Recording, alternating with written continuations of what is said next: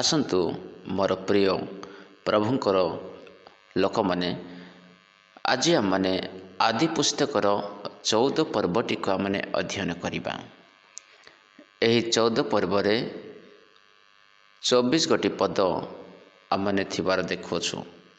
ଯେତେବେଳେ ଆମମାନେ ଏହି 14 ପର୍ବର 1 ପଦ ଠାରୁ 7 ପର୍ଯ୍ୟନ୍ତ ଯେତେବେଳେ ଆମମାନେ ଦେଖୁ, ଏଠାରେ 9 ରାଜାଙ୍କର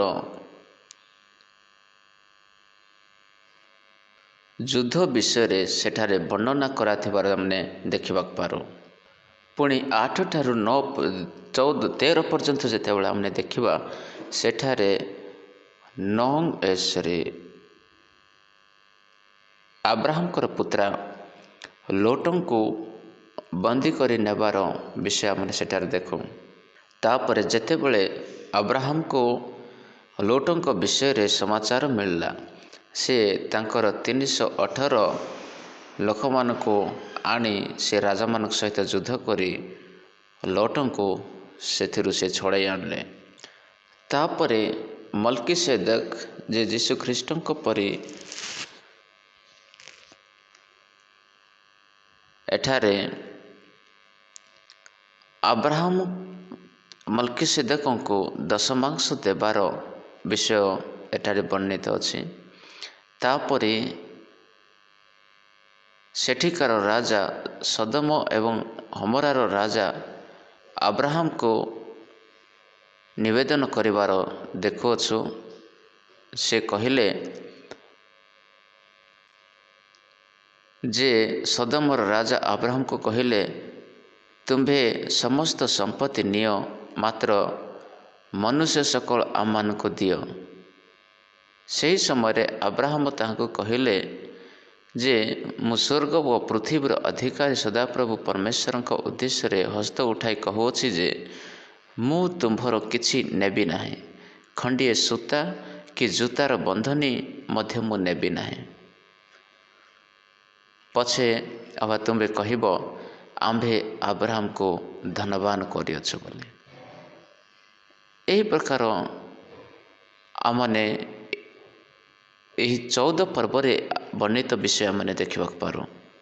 ଏଠାରେ ବହୁତ ଆମମାନଙ୍କ ଜୀବନ ସମ୍ବନ୍ଧରେ ଶିକ୍ଷଣୀୟ ବିଷୟ ଆମମାନେ ଆଜି ଏଠାରୁ ଶିଖିବା।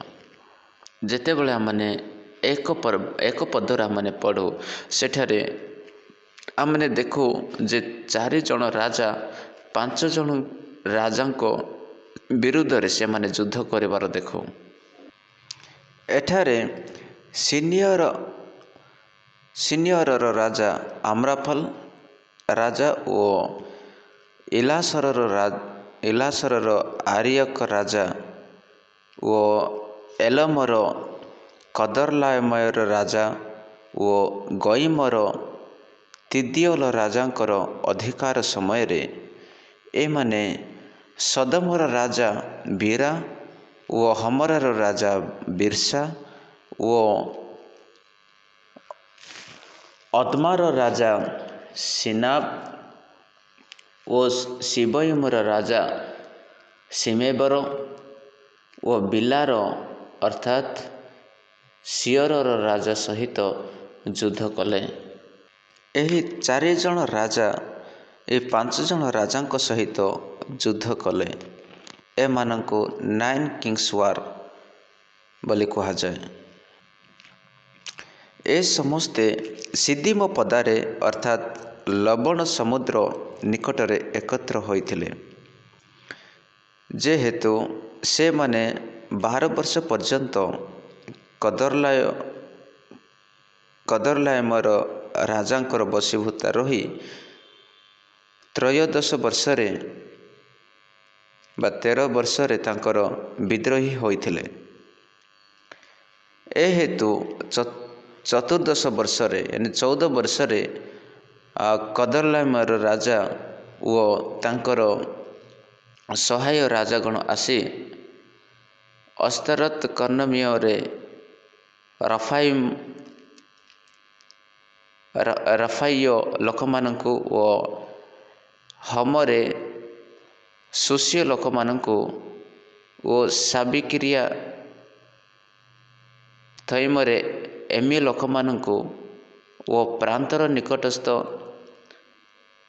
ଏଲ ପାରଣ ପର୍ଯ୍ୟନ୍ତ ସିଓର ପର୍ବତ ନିବାସୀ ହରିୟ ଲୋକମାନଙ୍କୁ ଜୟ କଲେ। ପୁଣି ସେମାନେ ସେହି ସ୍ଥାନରୁ ବାହୁଡ଼ି ଅଇନ୍-ମିସ୍ପାଟ ଅର୍ଥାତ୍ କାଦେଶକୁ ଯାଇ ଆମାଲେକୀୟ ଲୋକମାନଙ୍କର ସମସ୍ତ ଦେଶ ଓ ହତ ଶୋସନ ତମର ନିବାସୀ ଇମରୀୟ ଲୋକମାନଙ୍କୁ ପରାସ୍ତ କଲେ। ଏ ହେତୁ ସଦମର ରାଜା ଓ ହମରାର ରାଜା ଓ ଅଦମାର ରାଜା ଓ ସବୟମର ରାଜା ଓ ବିଲାର ଅର୍ଥାତ୍ ସୟରର ରାଜା, ଏହି 5 ରାଜା ମିଳିତ ହୋଇ ଏଲମର କଦର୍ଲାୟମର ରାଜା ଓ ଗଇମର ତିଦିଏଲ ରାଜା ଓ ସିନିୟରର ଆମ୍ରାଫଲ ରାଜା ଓ ଇଲାସରର ଆରିୟକ ରାଜା, ଏହି 4 ରାଜାଙ୍କ ସହିତ ସିଦିମ ପଦାରେ ଯୁଦ୍ଧ କରିବାକୁ ଲାଗିଲେ। ସେହି ସିଦିମ ପଦାରେ ମାଟିଆ ତୈଳ ଅନେକ ଖାତ ଥିଲା। ସଦମ ଓ ହମରାର ରାଜଗଣ ପଳାଇ ଯାଉ ଯାଉ ତହିଁ ମଧ୍ୟରେ ପଡ଼ିଲେ। ପୁଣି ଯେଉଁମାନେ ଅବଶିଷ୍ଟ ରହିଲେ ସେମାନେ ପର୍ବତକୁ ପଳାଇଗଲେ। ଏ ନିମନ୍ତେ ସେମାନେ ସଦମ ଓ ହମରାର ସମସ୍ତ ସମ୍ପତ୍ତି ଓ ଭୋଗ୍ୟଦ୍ରବ୍ୟ ଲୁଟି ନେଇ ପ୍ରସ୍ଥାନ କଲେ। ପୁଣି ଆବ୍ରାହମଙ୍କର ପୁତ୍ରା ସଦମ ନିବାସୀ ଲୋଟଙ୍କୁ ଓ ତାଙ୍କର ସମସ୍ତ ସମ୍ପତ୍ତି ମଧ୍ୟ ନେଇ ଚାଲିଗଲେ। ସେତେବେଳେ ଜଣେ ପଳାତକ ଏବ୍ରିୟ ଆବ୍ରାମକୁ ସମାଚାର ଦେଲେ। ସେହି ସମୟରେ ଆବ୍ରାମ ଇସ୍କଲର ଓ ଅନେରର ଭ୍ରାତା ଇମରୀୟ ମମ୍ରେର ଆଲନ ବୃକ୍ଷ ମୂଳେ ବାସ କରୁଥିଲେ। ପୁଣି ସେମାନେ ଆବ୍ରାମଙ୍କର ସହାୟ ଥିଲେ। ସେତେବେଳେ ଆବ୍ରାମ ଆପଣା ଜ୍ଞାତି ଧରା ହୋଇ ଯିବାର ସମାଚାର ଶୁଣିବା ମାତ୍ରକେ ଯୁଦ୍ଧ ବିଦ୍ୟାରେ ଶିକ୍ଷିତ ଆପଣା ଗୃହଜାତ 318 ଜଣ ଲୋକମାନଙ୍କୁ ସାଙ୍ଗରେ ଘେନି ଶତ୍ରୁଗଣ ପଛେ ପଛେ ଦୌଡ଼ି ଦାନ ନଗର ପର୍ଯ୍ୟନ୍ତ ଗଲେ। ତାପରେ ସେ ଆପଣା ଦାସମାନଙ୍କୁ 2 ଦଳ କରି ରାତ୍ରି କାଳରେ ଶତ୍ରୁମାନଙ୍କୁ ଆକ୍ରମଣ କଲେ। ପୁଣି ଦମେଶକର ଉତ୍ତରସ୍ଥ ହବା ପର୍ଯ୍ୟନ୍ତ ସେମାନଙ୍କର ପଛେ ପଛେ ଗଡ଼ାଇଲେ। ଆଉ ସବୁ ସମ୍ପତ୍ତି ଓ ଆପଣାର ଜ୍ଞାତି ଲୋଟ ଓ ତାଙ୍କର ସମ୍ପତ୍ତି, ପୁଣି ସ୍ତ୍ରୀଗଣ ଓ ଲୋକସମୂହକୁ ବାହୁଡ଼ାଇ ଆଣିଲେ। ଏହି ରୂପେ ଆବ୍ରାହାମ କଦର୍ଲାୟମରୁ ଓ ତାଙ୍କର ସହାୟ ରାଜଗଣକୁ ଜୟ କରି ବାହୁଡ଼ିଲା ଉତ୍ତାରେ ସଦମର ରାଜା ତାଙ୍କ ସହିତ ସାକ୍ଷାତ କରିବାକୁ ସାବିପଦା ଅର୍ଥାତ୍ ରାଜାର ପଦାକୁ ଗମନ କଲେ। ପୁଣି ସାଲୋମର ରାଜା ମଲ୍କିସେଦେକ ରୋଟି ଓ ଦ୍ରାକ୍ଷାରସ ଘେନି ଆସିଲେ। ସେ ସର୍ବପରିଶୁଦ୍ଧ ପରମେଶ୍ୱରଙ୍କର ଯାଜକ। ସେ ଆବ୍ରାହାମକୁ ଆଶୀର୍ବାଦ କରି କହିଲେ, ଆବ୍ରାହାମ ସ୍ୱର୍ଗ ଓ ପୃଥିବୀର ଅଧିକାରୀ ସର୍ବପରିଶୁଦ୍ଧ ପରମେଶ୍ୱରଙ୍କର ଆଶୀର୍ବାଦ ପ୍ରାପ୍ତ ହୁଅନ୍ତୁ। ସର୍ବପରିଶୁଦ୍ଧ ପରମେଶ୍ୱର ଧନ୍ୟ ହୁଅନ୍ତୁ। ସେ ତୁମ୍ଭର ଶତ୍ରୁଗଣକୁ ତୁମ୍ଭ ହସ୍ତରେ ସମର୍ପଣ କଲେ। ସେତେବେଳେ ଆବ୍ରାହାମ ସବୁ ଦ୍ରବ୍ୟର ଦଶମାଂଶ ତାଙ୍କୁ ଦେଲେ।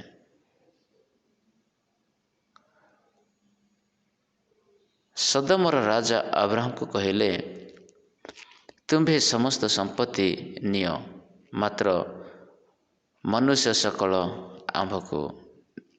ଆମ୍ଭଙ୍କୁ ଦିଅ। ତହିଁରେ ଆବ୍ରାମ ସୋଦୋମର ରାଜାକୁ ଉତ୍ତର ଦେଇ କହିଲେ ଯେ ମୁଁ ସ୍ୱର୍ଗ ଓ ପୃଥିବୀର ଅଧିକାରୀ ସଦାପ୍ରଭୁ ପରମେଶ୍ୱରଙ୍କ ଉଦ୍ଦେଶ୍ୟରେ ହସ୍ତ ଉଠାଇ କହୁଅଛି ଯେ ମୁଁ ତୁମ୍ଭର କିଛି ହିଁ ନେବି ନାହିଁ। ଖଣ୍ଡିଏ ସୂତା କି ଜୁତାର ବନ୍ଧନୀ ହିଁ ନେବି ନାହିଁ। କାହିଁକି ନା ପରେ ତୁମେ କହିବ ଯେ ଆବ୍ରାହମ ମୋହର ଧନରୁ ସେ ଧନବାନ ହୋଇଛି। କେବଳ ମୋହର ଯୁବା ଲୋକମାନେ ଯାହା ଭୋଜନ କରିଅଛନ୍ତି ତାହା ନେବି। ପୁଣି ମୋହର ଯେଉଁ ସହାୟଗଣ ସଙ୍ଗରେ ଯାଇଥିଲେ ସେମାନେ ଅର୍ଥାତ୍ ଅନେର ଓ ଇସ୍କଲ ଓ ମମ୍ରି ଆପଣା ଆପଣା ପ୍ରାପ୍ତବ୍ୟ ଭାଗ ଗ୍ରହଣ କରନ୍ତୁ। ଏହା ଆବ୍ରାହମ କହିଲେ। ଆମେ ଯେତେବେଳେ ସଂସାରରେ ରହୁଅଛୁ, ଆମେ ଆତ୍ମିକ ଲୋକ ହେଲେ ସୁଦ୍ଧା ସଂସାରର ସମସ୍ୟା ଆମ ଉପରେ ପଡ଼ିପାରେ। ବାଇବଲରେ ଅନେକ ଲୋକମାନଙ୍କ ବିଷୟରେ ଆମେ ଦେଖିବା, ସେମାନେ ଧାର୍ମିକ ଲୋକ ହେଲେ ସୁଦ୍ଧା ସେମାନଙ୍କ ଜୀବନରେ ଅନେକ ସମସ୍ୟା ଆସିଥିଲା। ଆଉ ଏଠାରେ ଆମେ ଦେଖୁଛୁ ଆବ୍ରାହମକୁ ପରମେଶ୍ୱର ଏକ ବିଶେଷ ଭାବରେ ତାଙ୍କୁ ନିଯୁକ୍ତ କରିଥିଲେ। ଆଉ ଯେତେବେଳେ ଲୋଟ ସେ ସମସ୍ୟାରେ ପଡ଼ିଲେ ଆବ୍ରାହମ ତାଙ୍କୁ ଉଦ୍ଧାର କରୁଛନ୍ତି। ପରମେଶ୍ୱର ଯେତେବେଳେ ଆମମାନଙ୍କୁ କିଛି ଦିଅନ୍ତି ସେ ବିଶେଷ ଉଦ୍ଦେଶ୍ୟରେ ସେ ଦିଅନ୍ତି କି ଅନ୍ୟମାନଙ୍କୁ ଆମେ ସାହାଯ୍ୟ କରୁ, ଅନ୍ୟମାନଙ୍କ ସମସ୍ୟାରେ ଆମମାନେ କାମରେ ଆସୁ। ଜଣେ ଯଦି ସମସ୍ୟାରେ ପଡ଼ିଛି ତାହେଲେ ତାକୁ ଉଦ୍ଧାର କରିବା ପାଇଁ ଆମମାନଙ୍କୁ ଚେଷ୍ଟା କରିବାକୁ ପଡ଼ିବ। ଏଠାରେ ଆବ୍ରାହମ ଏବଂ ଲୋଟଙ୍କ ଜୀବନରେ ଆମେ ଦେଖୁଅଛୁ, ଲୋଟ ସେ ସମସ୍ୟାରେ ପଡ଼ିଛନ୍ତି ବର୍ତ୍ତମାନ, କିନ୍ତୁ ଆବ୍ରାହମ ତାହାକୁ ରକ୍ଷା କରୁଅଛନ୍ତି। ସେହି ପ୍ରକାରେ ଆମେ ଅନ୍ୟକୁ ଉଦ୍ଧାର କରିବା, ଅନ୍ୟକୁ ସାହାଯ୍ୟ କରିବା ପାଇଁ ଆମମାନଙ୍କୁ ଚେଷ୍ଟା କରିବାକୁ ପଡ଼ିବ।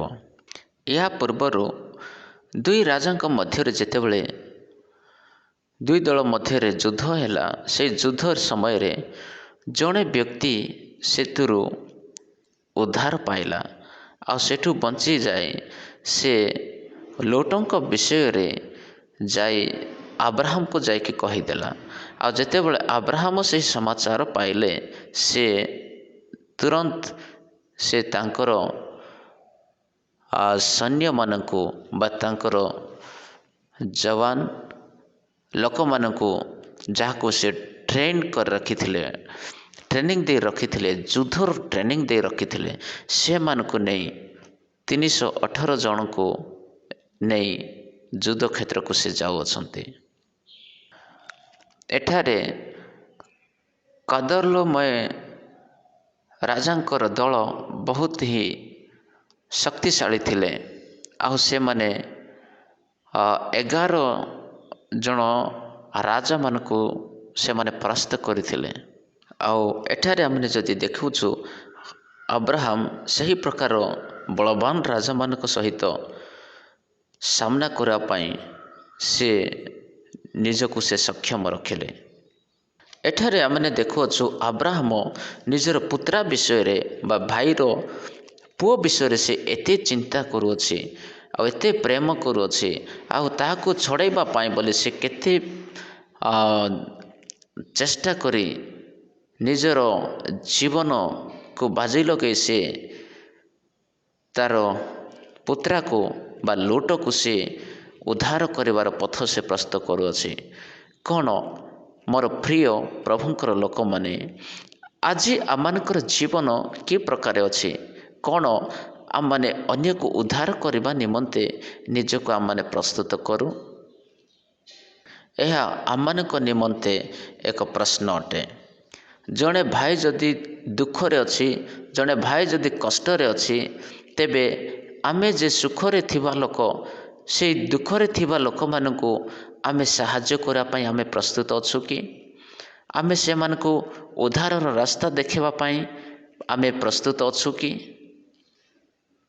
तेणु आसंतु निजकु थरे आमने परीक्षा करी देखु।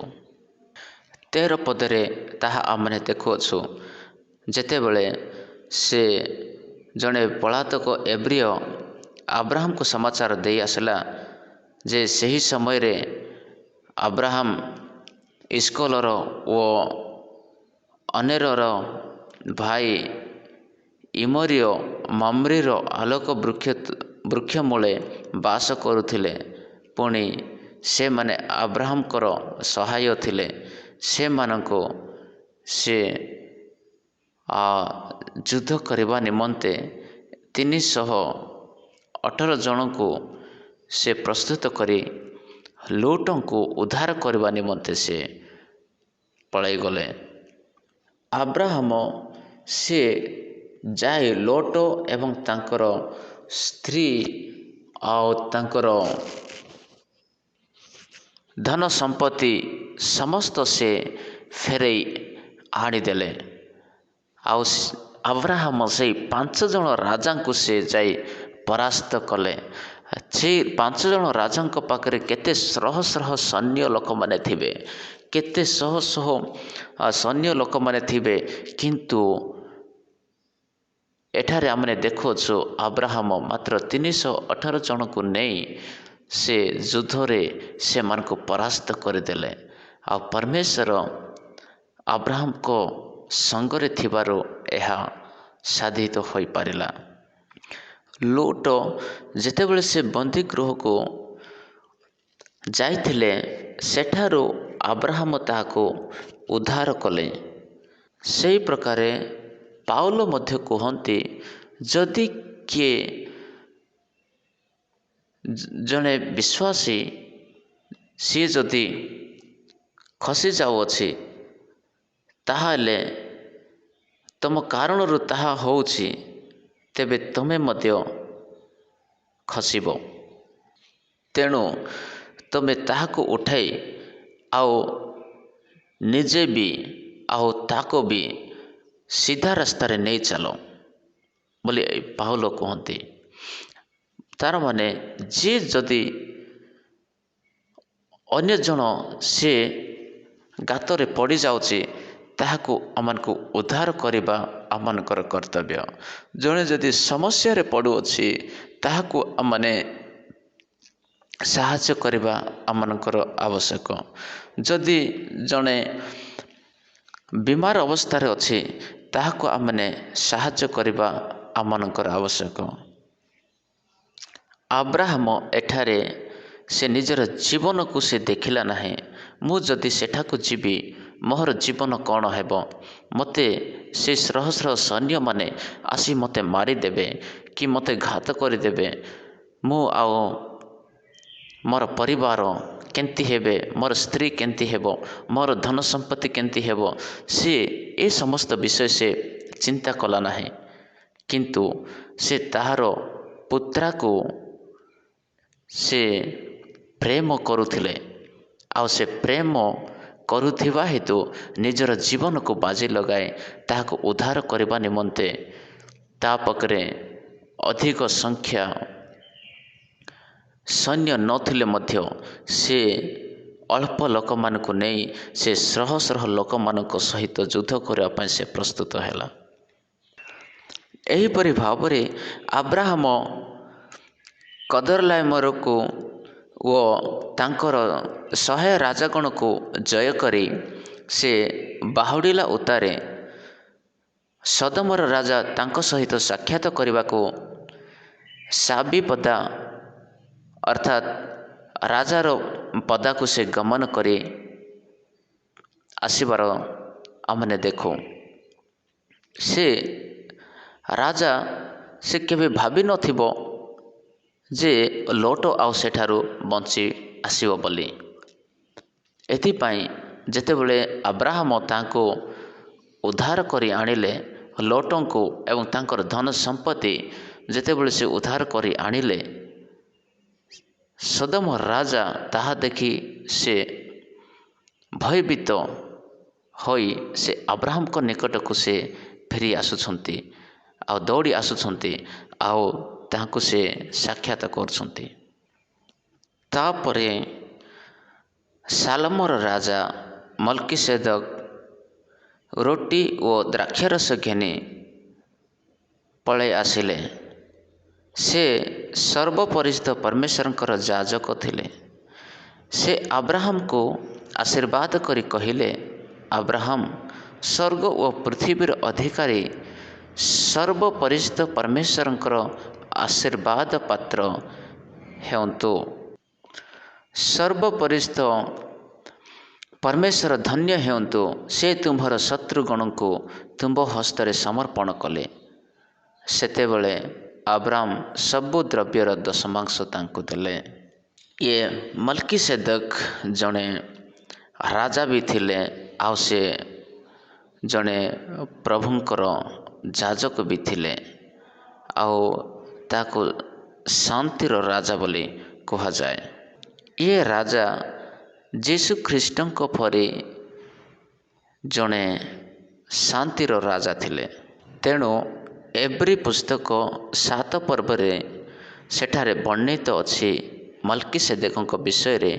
ସିଏ ଜଣେ ପରମେଶ୍ୱରଙ୍କର ପୁତ୍ର ଖ୍ରୀଷ୍ଟଙ୍କ ପରି ଜଣେ ଯାଜକ ବା ରାଜା ଥିଲେ।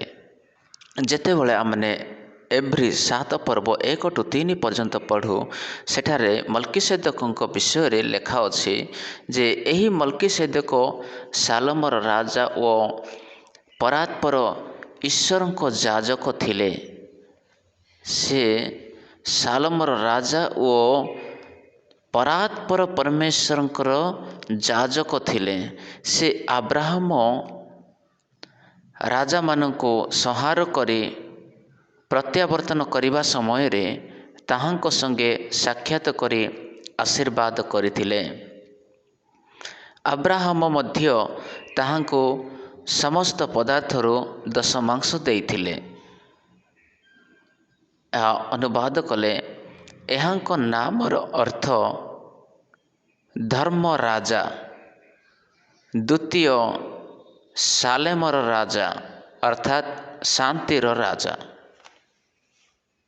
ଏହି ରାଜାଙ୍କ ବିଷୟରେ ପିତା କି ମାତା କି ବଂଶାବଳୀ କିମ୍ବା ଆୟୁର ଆରମ୍ଭ ଓ ଜୀବନର ଅନ୍ତ କିଛି ହିଁ ଜଣା ନାହିଁ। ସେ ଈଶ୍ୱରଙ୍କ ପୁତ୍ରଙ୍କ ସଦୃଶ କରାଯାଇ ଅନନ୍ତକାଳୀନ ଯାଜକ ହୋଇ ରହିଅଛନ୍ତି। ତେଣୁ ପୁରାତନ ନିୟମରେ ମଧ୍ୟ ଆମେ ଏହି ମଲ୍କିସେଦକକୁ ଛାଡ଼ି ଅନ୍ୟ କାହାକୁ ରାଜା ଏବଂ ଯାଜକ କାର୍ଯ୍ୟ କରିବାର ଆମେ କେଉଁଠି ଦେଖିବା ନାହିଁ। କିମ୍ବା ନୂତନ ନିୟମରେ ମଧ୍ୟ ଆମେ ଅନ୍ୟ କାହାକୁ ଆମେ ଦେଖିପାରିବା ନାହିଁ। କିନ୍ତୁ ନୂତନ ନିୟମରେ ରାଜା ଏବଂ ଯାଜକ ଯୀଶୁ ଖ୍ରୀଷ୍ଟ ହିଁ ନିଜେ ଅଟନ୍ତି। ନୂତନ ନିୟମରେ ଆଉ ପୁରାତନ ନିୟମରେ ଆମେ ଦେଖୁଅଛୁ ଯେ ଏହି ମଲ୍କିସେଦକ ଇଏ ଜଣେ ରାଜା ବି ଥିଲେ ଆଉ ଇଏ ଜଣେ ଯାଜକ ବି ଥିଲେ। ତେଣୁ ଏଠାରେ ଆମେ ଦେଖିବାକୁ ପାରିଲୁ ଯେ ସାଲମର ରାଜା ବା ଶାନ୍ତିର ରାଜା ମଲ୍କିସେଦକ ରୁଟି ଆଉ ଦ୍ରାକ୍ଷାରସ ଘେନି ସେ ଯୀଶୁଙ୍କ ଆବ୍ରାହମଙ୍କ ନିକଟକୁ ଆସିଲେ। ତାପରେ ସେ କହିଲେ ସର୍ବପରିଚିତ ପରମେଶ୍ୱରଙ୍କର ଯାଜକ ସେ ଥିବାରୁ ସେ ଆବ୍ରାହମକୁ କହିଲେ, ଆଶୀର୍ବାଦ କରି କହିଲେ ଯେ ଆବ୍ରାହମ ସ୍ୱର୍ଗ ଓ ପୃଥିବୀର ଅଧିକାରୀ ସର୍ବପରିଚିତ ପରମେଶ୍ୱରଙ୍କର ଆଶୀର୍ବାଦ ପାତ୍ର ହୁଅନ୍ତୁ। ଆଉ ଆବ୍ରାହମକୁ ସେ ଆଶୀର୍ବାଦ କଲେ। ସର୍ବପରିଚିତ ପରମେଶ୍ୱର ଧନ୍ୟ ହୁଅନ୍ତୁ। ସେ ତୁମ୍ଭର ଶତ୍ରୁଗଣକୁ ତୁମ୍ଭ ହସ୍ତରେ ସମର୍ପଣ କରିଦେଇଅଛନ୍ତି। ସେତେବେଳେ ଆବ୍ରାହମ ସବୁ ଦ୍ରବ୍ୟର ଦଶମାଂଶ ତାଙ୍କୁ ଦେଇଦେଲେ। ସେ ଜଣେ ଯାଜକ ଥିବାରୁ ଆବ୍ରାହମ ତାହାଙ୍କୁ ଚିହ୍ନି ପାରିଲେ। ଆଉ ଯେତେବେଳେ से मल्कीसेदेक तांको आशीर्वाद कले तो अब्राहम तांको दशमांश देउछंती। आउ ये जड़े शांतिर राजा थिले, ये जड़े सालेम्र राजा थिले। आंकर कौन सी पिता माता नथिले किंबा आंकर कौन सी वंशावली किंबा आयुर आरंभ व जीवनर अंत किछि जଣା नाही। से ईश्वरंक पुत्रंक सदृश करा जाय अनंत कालीन जाजक होई रही अछंती। से परमेश्वरंकर पुत्र जीशु ख्रीष्टंक सदृश हेले। तेणु से दिन अब्राहम देखिले से सही मल्कीसेदेक जाजकों को जे प्रभु जीशुंक परि देखी से तार दशमांश से ताको अर्पण कले। आदि पुस्तक 28 पर्व जितेबाला आमने पढ़ू सेठारे जाकब परमेश्वर को कहले मु तुमको दशमांश मु देई लागिबी। किंतु एठारे आमने देखुछु जे अब्राहम से मल्कीसेदेक को दशमांश देवार विषय। पुणी एठारे ध्यान देवार कथा जे यही 14 पर्व जो मल्कीसेदेक से जीशु ख्रीष्टंक रूप से देखा जाउछंती, किंतु से जेतेबेले आशीर्वाद देउछंती से तांकरी नाम रे से आशीर्वाद देउनाहंती। से परमेश्वरंक नाम रे जो सर्वपरिस्थ महापराक्रमी परमेश्वर प्रभु परमेश्वरंक नाम रे से अब्राहम को आशीर्वाद देवार हमने देखुछु।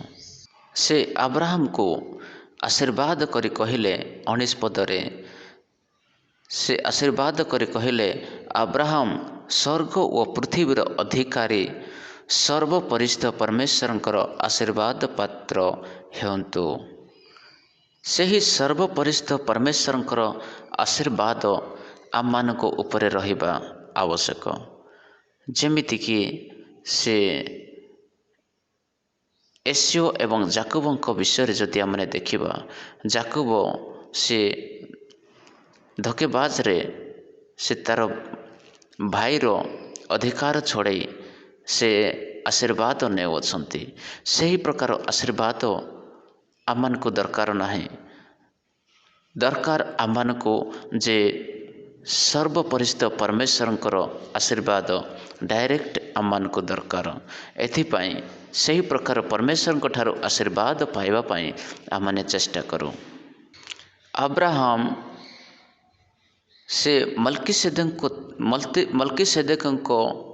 माध्यम रे परमेश्वरंकर आशीर्वाद से पाइला बा परमेश्वर मल्कीसेदेक द्वारा अब्राहम को आशीर्वाद देले।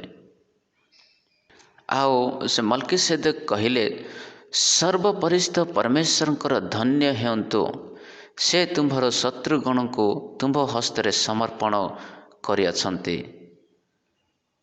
सेतेबेले से अब्राहम सबु द्रव्यर दशमांश देवार हमने देखू। मल्कीसेदेक एठारे परमेश्वरंकर से धन्यवाद करुअछंती। परमेश्वर से धन्यवाद पाइबा योग्य अटंती, कारण से आमन को प्रत्येक परिस्थिति रे से आमन को विजय देउछंती। प्रत्येक कार्य से आशीर्वाद करुअछंती। प्रत्येक परिस्थिति रे से आमन को साहाय्य करुअछंती। तेबे आमनकर कर्तव्य जे सही जीवित परमेश्वर को धन्यवाद करिबा, ताहांको महिमा करिबा। एठारे मल्कीसेदेक से जने प्रभु जीशुंको रूप नहीं, प्रभु जीशुंको परि एक उद्धारकर्ता रूप रे से एठारे अब्राहम को निकट को आसुअछंती। आओ से अब्राहम को से आशीर्वाद देउछंती जे कि जार ना पिता माता थिले, ना जार वंश थिले, ना जार जन्म थिला, ना मृत्यु थिला। सेही मल्कीसेदेक अब्राहम को निकट को आसी ସେ ତାଙ୍କୁ ଆଶୀର୍ବାଦ କରି କହୁଅଛନ୍ତି। ଆଉ ସେ ମଲ୍କିସେଦେକ୍ ରୁଟି ଆଉ ଦ୍ରାକ୍ଷାରସକୁ ନେଇ ଆବ୍ରାହମଙ୍କ ନିକଟକୁ ଆସିଲେ। ଆଉ ଏ ରୁଟି ଆଉ ଦ୍ରାକ୍ଷାରସ ନୂତନ ନିୟମକୁ ଦର୍ଶାଏ। ନୂତନ ନିୟମରେ ଯୀଶୁ ଖ୍ରୀଷ୍ଟଙ୍କ ରକ୍ତ ଦ୍ୱାରା ମନୁଷ୍ୟର ପାପକୁ ଧୌତ କରିବା, ଯୀଶୁ ଖ୍ରୀଷ୍ଟଙ୍କୁ ବିଶ୍ୱାସ କରିବା ଦ୍ୱାରା ପାପର କ୍ଷମା ଏବଂ ତାହାଙ୍କର ପ୍ରହାରକୁ ବିଶ୍ୱାସ କରିବା ଦ୍ୱାରା ଆମମାନଙ୍କ ରୋଗରୁ ସୁସ୍ଥତା ଆମମାନଙ୍କୁ ମିଳିଥାଏ। ଆଉ ପ୍ରଭୁ ଯୀଶୁ ଯେତେବେଳେ ଏହି ପୃଥିବୀରେ ମନୁଷ୍ୟ ରୂପ ନେଇ ଆସିଲେ, ସେ କହିଲେ ଯେ ଦ୍ରାକ୍ଷାରସ ନେଇ ତାଙ୍କ ଶିଷ୍ୟମାନଙ୍କୁ କହିଲେ, ଏହି ମୋର ରକ୍ତ, ମୋର ଶରୀରର ରକ୍ତ, ଏହାକୁ ତୁମେ ନିଅ ଆଉ ମୋର ସ୍ମରଣାର୍ଥେ ତୁମେ ଏହି କ୍ରିୟା କର। ବା ସେ ଆଉ ରୁଟିକୁ ନେଇ ତାହାକୁ ଭାଙ୍ଗି କହିଲେ, ସେ ଏହା ମୋର ଶରୀରର ମାଂସ, ଆଉ ମୋତେ ସ୍ମରଣ କରିବା ନିମନ୍ତେ ତୁମେ ଏହାକୁ ଭୋଜନ କର। ନୂତନ ନିୟମ ଯୀଶୁ ଖ୍ରୀଷ୍ଟଙ୍କ ରକ୍ତ ଦ୍ୱାରା ନିର୍ମାଣ କରାଯାଇଅଛି। ଆଉ ପୁରାତନ ନିୟମ ପଶୁମାନଙ୍କର ରକ୍ତ ଦ୍ୱାରା ନିର୍ମାଣ କରାଯାଇଅଛି। ଆଉ ନୂତନ ନିୟମରେ ପରମେଶ୍ୱର ଯୀଶୁ ଖ୍ରୀଷ୍ଟଙ୍କ ରକ୍ତ ପ୍ରବାହ କରିବା ଦ୍ୱାରା ସେ ପାଇଲେ। ଆଉ ପୁରାତନ ନିୟମରେ ମଶା, ଜୀବଜନ୍ତୁଙ୍କର ରକ୍ତ ପ୍ରବାହ କରିବା ଦ୍ୱାରା ପରମେଶ୍ୱରଙ୍କ ଆଜ୍ଞା ଅନୁସାରେ ତାହା ପ୍ରାପ୍ତ କରିଥିଲେ। ଏଥିପାଇଁ ପୁରାତନ ନିୟମ ନୂତନ ନିୟମ ପାଇଁ ଏକ ଚିହ୍ନ ଅଟେ। ଏହି ନୂତନ ନିୟମର ରୁଟି ଆଉ ଦ୍ରାକ୍ଷାରସର ପୁରାତନ ନିୟମରେ ମଲ୍କିସେଦେକ୍ ଆବ୍ରାହମଙ୍କ ନିକଟକୁ ରୁଟି ଆଉ ଦ୍ରାକ୍ଷାରସ ନେଇ ଆସିଲେ। ଯୀଶୁ ଖ୍ରୀଷ୍ଟଙ୍କର ରକ୍ତ ଏବଂ ଦେହର ଭାଗୀଦାରୀ ହେବାର କଥା, ସହଭାଗୀ ହେବାର କଥା ସେ ମଲ୍କିସେଦେକ୍ ପୁରାତନ ନିୟମରେ ଆବ୍ରାହମକୁ ମନେ ପକାଇ ଦେଉଛନ୍ତି। ଏହା ଦେଖି ଆବ୍ରାହମ ମଲ୍କିସେଦେକ୍ଙ୍କୁ ଧନ୍ୟବାଦ କଲେ। ତାପରେ ତାକୁ ଦଶମାଂଶ ଦେଲେ। ତାପରେ ମଲ୍କିସେଦେକ୍ ଆବ୍ରାହମକୁ ଆଶୀର୍ବାଦ କରି କହିଲେ ଯେ ସର୍ବପରିଶୁଦ୍ଧ ପରମେଶ୍ୱର, ରାଜାମାନଙ୍କର ରାଜା, ପ୍ରଭୁମାନଙ୍କର ପ୍ରଭୁ, ସେ ସର୍ବପରିଶୁଦ୍ଧ ପରମେଶ୍ୱର, ସେ ତୁମକୁ ଆଶୀର୍ବାଦ କରନ୍ତୁ। ଏହି ବିଶେଷତାକୁ ଯେତେବେଳେ ଆମେ ଦେଖୁ, ତେବେ ଆମେ ଜାଣୁ ଯେ ପରମେଶ୍ୱର ଆବ୍ରାହମଙ୍କ ସହିତ ଥିଲେ। ଏଥିପାଇଁ ଆମମାନଙ୍କୁ ମନେ ରଖିବା ଦରକାର ଯେ ଯେକୌଣସି ମନୁଷ୍ୟ ପ୍ରାପ୍ତ କରୁଅଛି, ତାହା ପରମେଶ୍ୱରଙ୍କ ଦ୍ୱାରା ହିଁ ପ୍ରାପ୍ତ କରୁଅଛି। ଭୌତିକ ରୂପରେ ପରମେଶ୍ୱର ତାଙ୍କରି ଅନୁଗ୍ରହ ଦ୍ୱାରା ସେ ମନୁଷ୍ୟକୁ ଦେଉଅଛନ୍ତି। ପରମେଶ୍ୱର ସେ ଆଶୀର୍ବାଦ ଦିଅନ୍ତି। ଆଉ ସେହି ଆଶୀର୍ବାଦ ମନୁଷ୍ୟମାନଙ୍କୁ ଦେଇ ଆମମାନଙ୍କ ନିକଟକୁ ପହଞ୍ଚିଥାଏ। ପବିତ୍ର ଶାସ୍ତ୍ର ବାଇବଲକୁ ପରମେଶ୍ୱର ଦେଲେ, କିନ୍ତୁ ତାହା ମଶା ସେହି ପବିତ୍ର ଗ୍ରନ୍ଥକୁ, ପବିତ୍ର ଶାସ୍ତ୍ରକୁ ମନୁଷ୍ୟ ନିକଟକୁ ନେଇ ଆସିଲେ। ସେଠାରେ ମନୁଷ୍ୟ ଦେଖାଯାଉଛି। ମନୁଷ୍ୟ ପରମେଶ୍ୱରଙ୍କର ବାକ୍ୟକୁ ମଣିଷ ନିକଟକୁ ପହଞ୍ଚାଇବାର ଆମମାନଙ୍କୁ ଦେଖାଯାଏ। ସେହି ପ୍ରକାରେ ଏଠାରେ ମଲ୍କିସେଦେକ୍ ଏକ ମନୁଷ୍ୟ ପରି ଦେଖାଯାଉଛନ୍ତି, କିନ୍ତୁ ଆଶୀର୍ବାଦ ପରମେଶ୍ୱରଙ୍କ ଠାରୁ ଆସୁଅଛି। ତେଣୁ ମଲ୍କିସେଦେକ୍ କହିଲେ, ପରମେଶ୍ୱର ତୁମକୁ ଆଶୀର୍ବାଦ କରନ୍ତୁ। ଆଉ ତୁମକୁ ଯେଉଁ ଯୁଦ୍ଧରେ ବିଜୟ ଦେଇଅଛନ୍ତି, ସେ ପରମେଶ୍ୱର ହିଁ ବିଜୟ ଦେଇଅଛନ୍ତି ବୋଲି କହିଲେ। ପରମେଶ୍ୱର ବିଜୟ ଦିଅନ୍ତି। ପରମେଶ୍ୱର ଯୁଦ୍ଧ କରନ୍ତି। କିନ୍ତୁ ଏଠାରେ ମନୁଷ୍ୟ 318 ଜଣ ଦେଖାଯାଉଛନ୍ତି ଯେ ଆବ୍ରାହମ ସେମାନଙ୍କ ଦ୍ୱାରା ଯୁଦ୍ଧ କଲେ ବା ମନୁଷ୍ୟ ଯୁଦ୍ଧରେ ବିଜୟ ପ୍ରାପ୍ତ କଲେ। ମନୁଷ୍ୟ ବିଜୟ ପ୍ରାପ୍ତ କଲେ ନାହିଁ। ସେମାନେ ତ ଅନେକ ସହସ୍ର ଲୋକମାନେ ଥିଲେ, କିନ୍ତୁ ଏମାନେ ମାତ୍ର 318 ଲୋକ। ଯଦି ପରମେଶ୍ୱର ଲଢ଼ି ନଥାନ୍ତେ ତାହେଲେ ଏମାନେ ବିଜୟ ପ୍ରାପ୍ତ ହୋଇନଥାନ୍ତେ। ତାହା ଆମେ ଦେଖିବାକୁ ପାରୁଛୁ ଯେ ସ୍ପଷ୍ଟ ଭାବରେ ଯେ ପ୍ରକାର ଯୁଦ୍ଧରେ ବିଜୟ ମିଳୁଛି ତାହା ପରମେଶ୍ୱରଙ୍କ ଦ୍ୱାରା ମିଳୁଛି। ପରମେଶ୍ୱର ଆମମାନଙ୍କ ଦ୍ୱାରା ଆମମାନଙ୍କ ଦେଇ ସେ ଲଢ଼ାଇ କରୁଛନ୍ତି, ଆଉ ଯୁଦ୍ଧରେ ଆମମାନେ ବିଜୟ ପ୍ରାପ୍ତ ହେଉଅଛୁ। ଆମମାନଙ୍କୁ ଦେଖିବାକୁ ତ ମନୁଷ୍ୟ ଦେଖାଯାଉଛି, ଆମମାନଙ୍କୁ ଭାବନାରେ ତ ଏହା ଆସୁଛି ଯେ ନାଇଁ ଆମେ ଏତିକି ଜଣ ହେଇକି ଆମେ ଜିତିଲୁ ବୋଲି। ନୁହଁ, ପରମେଶ୍ୱର ସେଥିରେ ଥିଲେ। ସେହି ଯୁଦ୍ଧକୁ ପରମେଶ୍ୱର ହିଁ କରିଅଛନ୍ତି, ଆଉ ଯୁଦ୍ଧର ପ୍ରତିଫଳ ପରମେଶ୍ୱର ହିଁ ଦିଅନ୍ତି। ଆଉ ସୋଦୋମର ରାଜା ଆସି ଆବ୍ରାହମକୁ କହିଲେ ଯେ ତୁ ଧନ ସମ୍ପତ୍ତିକୁ ତୁ ନେଇଯା, କିନ୍ତୁ ମନୁଷ୍ୟକୁ ମୋତେ ଫେରାଇ ଦେ। ଆଉ ସୋଦୋମର ରାଜା ଆବ୍ରାହମକୁ ବହୁତ ଧନ୍ୟବାଦ ଦେଉଅଛି। ସେ ରାଜା ହଜାଇଥିବା ଧନ ସମ୍ପତ୍ତିକୁ ସେ ପଛକୁ ସେ ପ୍ରାପ୍ତ କରିବା ପାଇଁ ସେ ଚାହିଁଲା ନାହିଁ, କିନ୍ତୁ ସେ ନିଜର ଲୋକମାନଙ୍କୁ ପାଇବା ପାଇଁ ସେ ଚାହିଁଲା। ଏଠାରେ ଆମେ ଦେଖିବାକୁ ପାରୁଅଛୁ ଯେ ଆବ୍ରାହମ ସେ ପରମେଶ୍ୱରଙ୍କୁ ଧନ୍ୟବାଦ କଲା। ପୁଣି ପରମେଶ୍ୱରଙ୍କୁ ଯେତେବେଳେ ସେ ଧନ୍ୟବାଦ କରି ସେ ଦଶମାଂଶ ଅର୍ପଣ କଲା, ତାର ପ୍ରତିଫଳ ସେ ସୋଦୋମର ରାଜାଙ୍କ ଦ୍ୱାରା ସେ ପାଉଅଛି। ସୋଦୋମର ରାଜା ସେ କହିଲେ ଯେ ଧନ ସମ୍ପତ୍ତି ତୁ ନେଇଯା। ଧନ ସମ୍ପତ୍ତି ମୋହର ଦେଶର ଯେତେକ ଅନ୍ୟ ରାଜାମାନେ ଚୋରେଇ ନେଇଯାଇଥିଲେ ତାହା ତୁମେ ଝଡ଼େଇକି ଆଣିଅଛ, ତ ସେହି ଧନକୁ ମୁଁ ନେବି ନାହିଁ, ତାହା ତୁମେ ନେଇଯାଅ। କିନ୍ତୁ ମୋତେ ଏତିକି କାମ କର ଯେ ମୋତେ ମୋର ଲୋକମାନଙ୍କୁ, ମୋ ପରିବାର ଲୋକମାନଙ୍କୁ ମୋତେ ଫେରାଇ ଦିଅ। କିନ୍ତୁ ଆବ୍ରାହମ ସେ କହିଲେ ଯେ ମୁଁ କିଛି ତମର ନେବି ନାହିଁ। ଇଭେନ୍ ମୁଁ ତମର ଗୋଟେ ସୂତା ମଧ୍ୟ ନେବି ନାହିଁ। ସେ କହିଲେ ଯେ ମୁଁ ସୂତା କିମ୍ବା ଜୁତିର ବନ୍ଧନୀ ମଧ୍ୟ ମୁଁ ନେବି ନାହିଁ।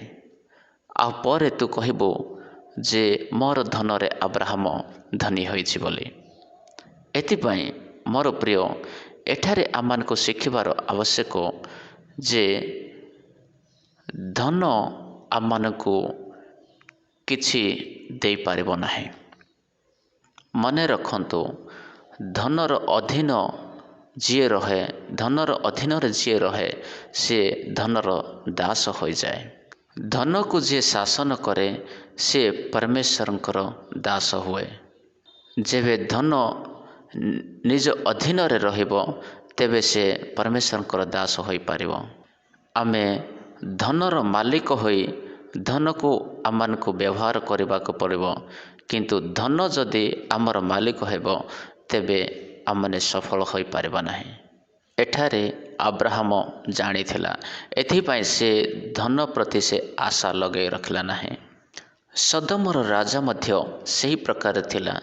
ସେ ଧନ ମୋର ଗଲେ ମୋର କିଛି ଅସୁବିଧା ନାହିଁ, କିନ୍ତୁ ମୋର ଲୋକମାନଙ୍କୁ ମୋତେ ଦରକାର, କାରଣ ସେ ତାଙ୍କର ପ୍ରଜାକୁ ସେ ଅଧିକ ପ୍ରେମ କରୁଥିଲା। ତେଣୁ ସେ କହୁଛନ୍ତି ଧନ ମୋତେ ଦରକାର ନାହିଁ, ମୋର ଲୋକମାନେ ହିଁ ମୋର ଧନ। ଆବ୍ରାହମ ଆହୁରି ତାଠାରୁ କେତେ ଧର୍ମୀ ଥିଲା। ସେ କହିଲା ମୁଁ ତୋହର ଧନରେ ଟିକିଏ ମଧ୍ୟ କୌଣସି ଲାଳସା ନାହିଁ। ସେ କହିଲେ ଯେ ମୁଁ ତମର କୌଣସି ସୂତା ମଧ୍ୟ ମୁଁ ନେବି ନାହିଁ, ଟିକେ ଜୁତାର ବନ୍ଧନୀ ମଧ୍ୟ ମୁଁ ନେବି ନାହିଁ। ଏହି ପ୍ରକାରେ ସେ ନିଜର सम्मान को से रखिया पाई अब्राहम बा परमेश्वर आज्ञा को पालन करी परमेश्वर को ऊपर भरोसा रखी से यही कथा को कहले। आओ अब्राहम कहले जे मु जदि कौन सी जिनिस मु तुम ठार नेबी ताहले परे मते निंदा न कर जे मोहर धन रे अब्राहम धनी हेछि बोली। एथिपाई अब्राहम से निज उपरे कौन सी से निंदा नेबा को से चाहिले नाही। अब्राहम को जଣା थिला मु जेमिति हेले मु धनी हेबी, जेमिति हेले मु आशीर्वाद पाइबी, परमेश्वर मो संगरे अछंती। यह विश्वास करी से अब्राहम चलिबार आमने देखुछु। परमेश्वर कहिले मते परमेश्वर को द्वारा धनी बनवार अछि, तम धन द्वारा नुह। कौन सी व्यक्ति मो उपरे क्लेम न करू, निंदा न करू जे नाई अब्राहम जो धनी हेछि तांकर धन द्वारा से धनी हेछि, सही प्रकार किए मो उपरे अंगूठी न उठाओ। एथिपाई से कौन सी धन से राजा ठार से नेला नाही। मोर प्रिय प्रभुंकर लोक माने यही अब्राहम को जीवन ठारू आम मानकु बहुत महत्वपूर्ण विषय शिखिबा को मिलुअछि। से जेतेबेले तांको धन मिलुछि से खुशीर सहित से धन को से तिरस्कार कर देउछि। कौन आमनक जीवन रे सही प्रकार जदि धन किए दे दिए कौन आमने ताहा तिरस्कार करिबा? कौन ताहा सही धन को आमने खुशीर सहित आमने तिरस्कार करि पारिबा? आमनक निमंते एक प्रश्न। तेणु मोर प्रिय प्रभुंकर लोक माने आम माने धनर अधीन रे रहिबा आमनक पाई उत्तम नुहे। आमको धन निमंते आम मानको गर्व करबा आवश्यक नुह। आओ धनर अधीन रे केबे आमनको केबे रहिबार आवश्यक नाही। अब्राहम को सहित परमेश्वर थिले, एथिपाई से मात्र 318 जन को नहीं से युद्ध कले। आउ से युद्ध रे से जन को मध्य से हरैले नहीं बा जने मध्य मला नहीं। 318 जन जवान लोक जो युद्ध पाई जाइथिले से माने सुरक्षित भावरे से माने युद्ध करी युद्धरू विजय प्राप्त करी से माने फेरी आसिले। मोर प्रिय एठारे परमेश्वर अब्राहम को द्वारा युद्ध कले। अब्राहम को देई तांकर शत्रु मानकु से युद्ध करी परास्त करदेले। कारण से माने अनेक लोक थिले तथापि अब्राहम कर लोक केवल अल्प ही थिले, किंतु परमेश्वर एमानको देई अद्भुत कार्य कले। एथिपाई यही विषय आमको शिक्षा मिले जे जे परमेश्वर वाक्य अनुसार चले, जे परमेश्वर को प्रेम करे, जे परमेश्वर को आज्ञा अनुसार चले, परमेश्वर ताहांकर सहवर्ती परमेश्वर हेबे। परमेश्वर ताहांको सुरक्षा देवे, परमेश्वर ताहांको आशीर्वाद करिवे। तेणु अब्राहम से परमेश्वर को सम्मुख रे से अपना हस्त उठाई से कहिले मु तुम्हार किछि नेबी नाही। ताहा आमने एठारे देखुअछु।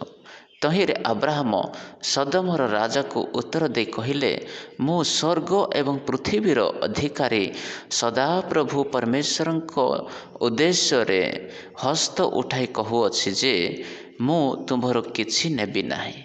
खंडिए सूता की सूतार बंधनी मध्य मु नेबी नाही।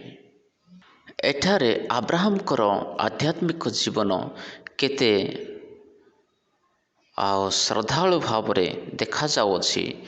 से कहिले परमेश्वर मते देखुअछंती, आ मु परमेश्वर को उपस्थिति रे अछि, आ मु ତୁମର କୌଣସି ସାମାନ ଉପରେ ମୋର ଅଧିକାର ନାହିଁ, କୌଣସି ଜିନିଷ ଉପରେ ମୋର ଲାଳସା ନାହିଁ। ଆଉ ପରମେଶ୍ୱର ମୋତେ ଧନ ଦେବେ।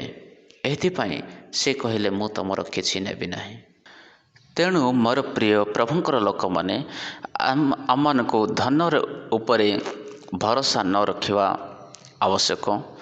ଧନର ଦାସ ହେବା ଆମମାନଙ୍କ ନିମନ୍ତେ ଭଲ ନୁହଁ। କାରଣ ଆମମାନେ ପରମେଶ୍ୱରଙ୍କର ସନ୍ତାନ। ସମ୍ପୂର୍ଣ୍ଣ ଭାବରେ ଆମମାନଙ୍କୁ ପରମେଶ୍ୱରଙ୍କ ଉପରେ ଭରସା ରଖିବାକୁ ହେବ। ଯେତେବେଳେ ଆମମାନେ ପରମେଶ୍ୱରଙ୍କ ଉପରେ ଭରସା ରଖିବା, ଆମମାନଙ୍କର ଆବଶ୍ୟକତାକୁ ପରମେଶ୍ୱର ପୂର୍ଣ୍ଣ କରିବେ। କାରଣ ସେ ଆମମାନଙ୍କର ଆବଶ୍ୟକତାକୁ ଜାଣନ୍ତି। ତେଣୁ ଆବ୍ରାହମ ସେ ଜାଣିଥିଲେ ଯେ ପରମେଶ୍ୱର ମୋତେ ଆହ୍ୱାନ କରିଅଛନ୍ତି। ପରମେଶ୍ୱର କହିଲେ ଯେ ତୁ ତୋର ବଂଶ କୁଟୁମ୍ବ ପରିବାର ଘର ଦ୍ୱାର ଛାଡ଼ି ମୁଁ ଯେଉଁ ଦେଶକୁ ମୁଁ ଦେଖେଇବି ସେଠିକୁ ତୁ ଯା। ଆଉ ସେତେବେଳେ ସେ ବିନା ପ୍ରଶ୍ନ କରି ଆବ୍ରାହମ ବିଶ୍ୱାସର ସହିତ ସେ ବାହାରି ପଡ଼ିଲେ। ତେଣୁ ପରମେଶ୍ୱରଙ୍କ ଠାରେ ତାହାର ବିଶ୍ୱାସ ଯେ ପରମେଶ୍ୱର ଯିଏ ମୋତେ ଆହ୍ୱାନ କରିଅଛନ୍ତି ସେ ମୋତେ କେବେ ଭୋକରେ ରଖିବେ ନାହିଁ। ଏଥିପାଇଁ ସେ ପରମେଶ୍ୱରଙ୍କ ଉପରେ ଭରସା ରଖି ସେ ରାଜାଙ୍କୁ କହିଲେ ମୋତେ ତୋହର ଧନ ସମ୍ପତ୍ତି ମୋତେ ଆବଶ୍ୟକ ନାହିଁ। ଯଦି ମୁଁ ତୋହର ଧନ ନେବି ତାହେଲେ ଲୋକେ କହିବେ ଆଉ ତୁ ବି କହିବୁ, ଆଉ ଅନେକ ଲୋକମାନେ କହିବେ ଯେ ନାଇଁ ତାହାର ଧନ ସମ୍ପତ୍ତି ଦ୍ୱାରା ଆବ୍ରାହମ ଧନୀ ହୋଇଅଛି। ମୋର ପ୍ରିୟ, ପରମେଶ୍ୱର ଆମମାନଙ୍କର ରକ୍ଷକ ଅଟନ୍ତି। ପରମେଶ୍ୱର ଆମମାନଙ୍କର ପ୍ରତିପାଳକ ଅଟନ୍ତି। ସେ ଆମମାନଙ୍କୁ ନିଯୁକ୍ତ କରିଅଛନ୍ତି, ସେ ଆମମାନଙ୍କୁ ସୃଷ୍ଟି କରିଅଛନ୍ତି। ତ ସେ ଆମମାନଙ୍କୁ ପ୍ରତ୍ୟେକ ଆବଶ୍ୟକ ସାମାନ ସେ ଉଚିତ ସମୟରେ ସେ ଆମମାନଙ୍କୁ ପ୍ରଦାନ କରିବେ। ଯେଉଁମାନେ ଧନ ଉପରେ ଭରସା ରଖନ୍ତି ବା ଧନ ପ୍ରାପ୍ତ କରିବା ନିମନ୍ତେ ସେମାନେ ଲାଳାୟିତ ହୁଅନ୍ତି, ସେମାନଙ୍କ ପାଇଁ ପରମେଶ୍ୱରଙ୍କର ବାକ୍ୟ କୁହେ, ଯୀଶୁଖ୍ରୀଷ୍ଟ କୁହନ୍ତି ଯେ ମାଥ୍ୟୁ ରଚିତ ସୁସମାଚାର 6 ପର୍ବର 31, 32, 33 ପର୍ଯ୍ୟନ୍ତ ଯଦି ଆମେ ପଢ଼ିବା, ସେଠାରେ ଲେଖା ଅଛି ଯେ ତୁମେ କାହିଁକି ଚିନ୍ତା କରୁଅଛ ଯେ କ'ଣ ଖାଇବି, କ'ଣ ପିଇବି, କ'ଣ ପିନ୍ଧିବି। ଏହି ପ୍ରକାର ଯେଉଁମାନେ ପ୍ରଭୁଙ୍କୁ ଜାଣିନାହାନ୍ତି ସେମାନେ ଚିନ୍ତା କରନ୍ତି। ଅନ୍ୟ ଜାତି ଲୋକମାନେ ଚିନ୍ତା କରନ୍ତି। ଆମମାନେ ପ୍ରଭୁଙ୍କୁ ଜାଣିଥିବା ଲୋକମାନେ, ଆମମାନେ ପରମେଶ୍ୱରଙ୍କର ଲୋକମାନେ, ଆମମାନେ ପରମେଶ୍ୱରଙ୍କର ସନ୍ତାନ। ଆମର ପିତା ହେଉଛନ୍ତି ପରମେଶ୍ୱର। ପରମେଶ୍ୱରଙ୍କୁ ଜଣା ଯେ ମୋର ପୁତ୍ରକୁ, ମୋର ସନ୍ତାନକୁ କେତେବେଳେ କ'ଣ ଦରକାର। ଏଥିପାଇଁ ସେ ଆମମାନଙ୍କୁ ତାଙ୍କରି ନିୟୁକ୍ତ ସମୟରେ ସେ ଆମମାନଙ୍କୁ ସମସ୍ତ ଆବଶ୍ୟକ ସାମାନ ସେ ପ୍ରଦାନ କରନ୍ତି। ତେଣୁ ଆବ୍ରାହମ ସେ ପରମେଶ୍ୱରଙ୍କ ଉପରେ ସେ ସମ୍ପୂର୍ଣ୍ଣ ଭାବରେ ସେ ଭରସା ରଖିଥିବା ହେତୁ, ପରମେଶ୍ୱରଙ୍କ ଉପରେ ବିଶ୍ୱାସ ଥିବା ହେତୁ ସେ ଜଣେ ଫ୍ରିରେ ଧନ ସମ୍ପତ୍ତି ଦେଉଥିବାର ମଧ୍ୟ ସେ ତିରସ୍କାର କରିଦେଉଛନ୍ତି। ଆଜି ଆମମାନଙ୍କ ଜୀବନରେ ପ୍ରଶ୍ନ, ଯଦି ସେହି ପ୍ରକାରେ ଧନ ଆମମାନଙ୍କ ଜୀବନରେ ମିଳିଯାଏ ତେବେ ଆମମାନଙ୍କର ଜୀବନ କି ପ୍ରକାର ହେବ। ଆବ୍ରାହମ ସେ ପରମେଶ୍ୱରଙ୍କୁ ସେ ଧନ୍ୟବାଦ କଲେ, ମଲ୍କିସେଦେକଙ୍କୁ ସେ ଧନ୍ୟବାଦ କଲେ, ଆଉ ପରମେଶ୍ୱରଙ୍କୁ ସେ ଧନ୍ୟବାଦ କରି ସେ ଦଶମାଂଶ ଅର୍ପଣ କଲେ। ସେ ପରମେଶ୍ୱରଙ୍କୁ ଦେଲେ, ପରମେଶ୍ୱରଙ୍କୁ ଦାନ ଉତ୍ସର୍ଗ କଲେ, ବଳି ଉତ୍ସର୍ଗ କଲେ, ସେ ମୋତେ ଦେବେ। ଏହି କଥା ସେ ଜାଣିଥିଲେ। ଏଥିପାଇଁ ସେ ପରମେଶ୍ୱରଙ୍କ ଦାସକୁ ବା ମଲ୍କିସେଦେକ ଯେଉଁ ରାଜା ବି ଥିଲେ ଆଉ ଯାଜକ ବି ଥିଲେ, ତାହାକୁ ସେ କ'ଣ धन्यवादर सहित से दशमांश भी अर्पण करुछंती।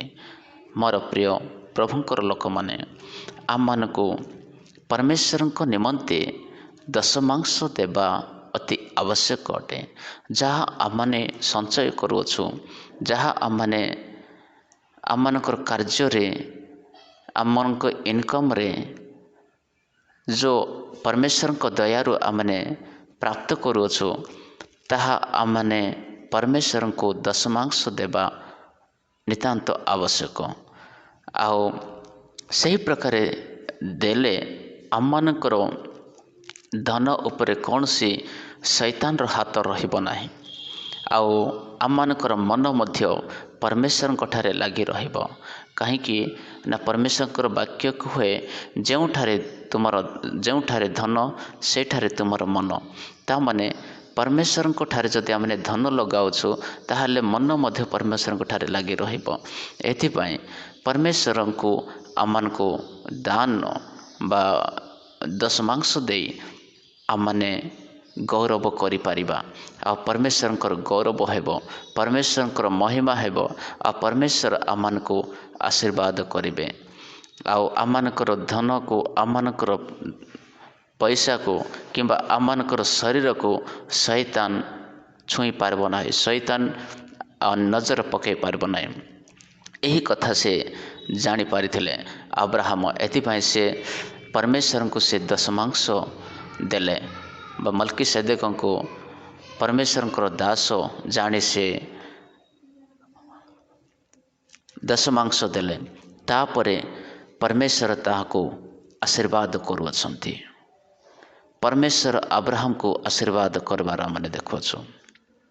मल्कीसेदेक जे प्रभु यीशु ख्रीष्टंकर प्रतिरूप है से एठारे अब्राहम को से आशीर्वाद देवछंती। आज मध्य परमेश्वर आमମାନଙ୍କୁ आशीर्वाद देवे।